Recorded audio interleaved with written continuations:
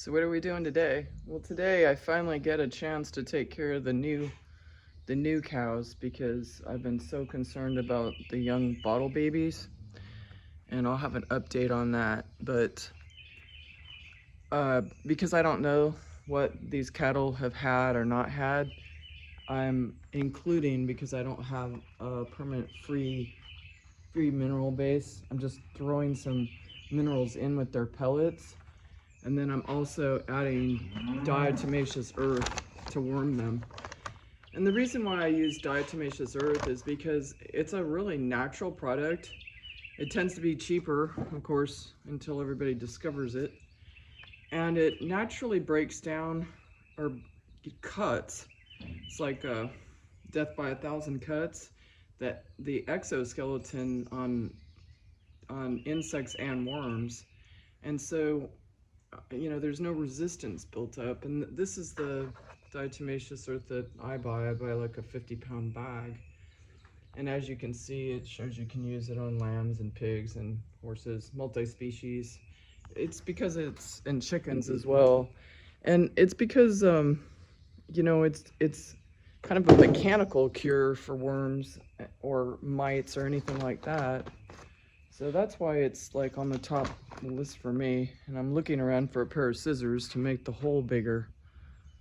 And so I can get it into the... It's amazing, these beef cows have learned that if they see me, they get food. Whereas the Jersey, it took her like, I don't know, months to figure out that this is where you eat and this is food. Like extra. And I was trying to train her so that I can touch her, and that was effective, but I mean, it took like months. And these guys, the second they see me, they're like all about it. And it's not like they got any special treatment, because basically they've kind of been on ignore because I've been so worried about the bottle babies. So I'm just throwing in a few scoops. I don't measure it anything. I just make sure like all the pellets are coated. And I tried to do this on my cats, but cats are too smart for that. They won't eat the food.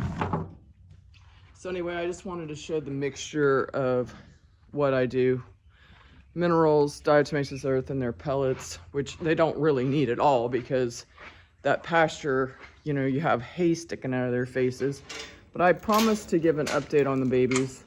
And so, yesterday I was so worried that I was going to have to drench them, which means put a tube down them, because they just weren't suckling, and they're still having a hard trouble. And it looked like he was getting worse and she was getting worse too. And then the minute I got back home, of course, they sucked down a whole bottle. And then I thought, well, it's pretty strong now. And she even barely started to wag her tail. So last night at 2 o'clock in the morning, I went out here and I fed. She drank a whole bottle of milk. And he didn't want anything. So, I just worried about her. And then this morning, they both drank a bottle. So here they are. She's still, breathing a little bit with labor, but she's coming back out of it. And he seems to be okay as well. I think he developed diarrhea, or sours, as they call it, and that drains them as well. But they're acting more like themselves and how a normal calf should act. So, and then here's the little naturally born, naturally fed calf. And you can see that one cow drooling. That's just her, it's a Pavlovian dog bell type of thing. She knows that there's pellets coming. So I have 3 that are real okay about me, and we'll get kind of close. Won't take a pellet from my hand yet. And then I got 2, they kind of run off, but they're just figuring it out, that those troughs mean extra goodies. And so it'll come with time. I've had it, numerous times work that way. Sorry for the hand. Anyway, they are posing for the camera. And the best thing I did was I put this fan in here, because it's been humid and hot, just miserable. And they'll stand right next to it, and it makes it easier for her to breathe.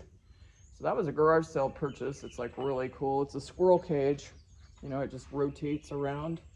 And I think it was commercially made, but back in the 60s, you know, things kind of looked a little more handmade, even out of the factory. Because I know we had cat cages that really resembled this. They had the handle and the same kind of wood and everything.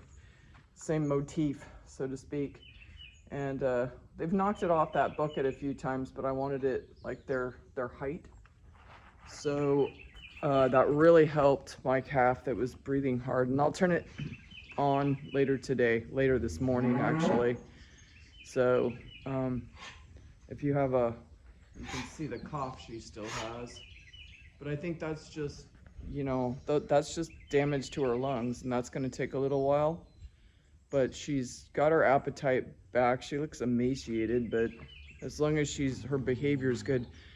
Honestly, this calf never really gave up, and I'm really happy about that. I mean, I'm not out of the woods yet, but I'm thinking that things are looking better. Anyway, that's what we're doing today, and you all have a good day. Bye.